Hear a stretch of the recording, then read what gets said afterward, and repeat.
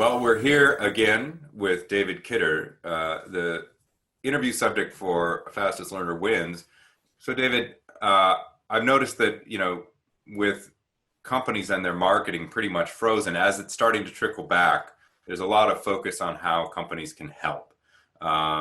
Is that something that you think is temporary, or is this part of a reset to the role of a company in our greater society? And do you think that leaders need to pay attention to that?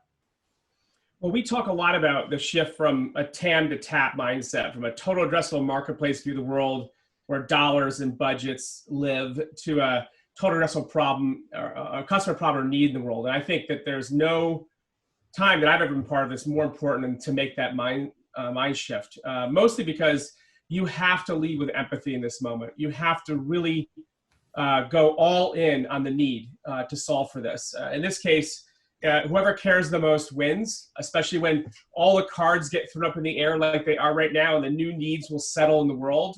It's really in this moment that the company that actually leans into those needs and problems are going to discover growth.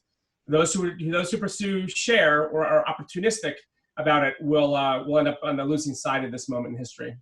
You mentioned this idea that leaders should demonstrate that they're planning for the future. How do you do that? You have to both do the job of leading through this moment, which is about uniting your team, resetting expectations and focus, and returning the rebalance and rescaling of the company now. But simultaneously is the new future. It's reactivating the growth in the markets that you're in with the customer problems, but it's also discovering where the need went, where the change has gone, because a lot of the things that we were selling to new channels and needs, now that we have new behavior in the world at scale, this is one of the great social experiments in history, those needs are going to be permanent and they're going to be opportunities, but you have to be there to discover them. David, you have this idea of responsible abundance. How do you lead with a responsible abundance mindset? Once the fear gets inside, it infects everything. It infects opportunity, it affects mindset, it affects the ability to lead well, and it often ends to the end of a company and or a much smaller future. So my hope is that the responsible abundance is an idea that you can make decisions through, recognizing that the fear is outside, don't let it in. When you're in these moments, you have to pick a point in the future that's true to you, but also true to the company. Who is this company? What is the need in the world that we uniquely solve? And then point the company and the team into that future and lead it despite the uncertainty.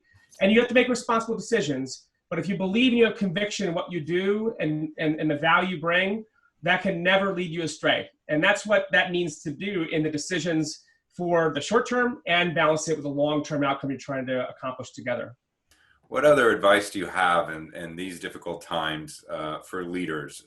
They might get them inspired to move forward and take their companies, into unknown territory, but to succeed there. One is that it's a shared experience. Everyone is affected by this moment in how we, put our heads in the pillow at night and how we think about the future. There's a lot of uncertainty, and being vulnerable about that and sharing that experience, bringing your humanity to it, I think is central to be able to lead and to have people follow you in this moment. I would be responsible for this moment, but I'd have an abundance mindset about what's possible and lead with empathy now. But I do it together, even at a distance. You're prepared and skilled, and the resources are there, and there's a lot of will in the world right now to meet this moment. Well, David Kidder, thank you so much for joining us once again. Look forward to the continued conversation. Thanks, John.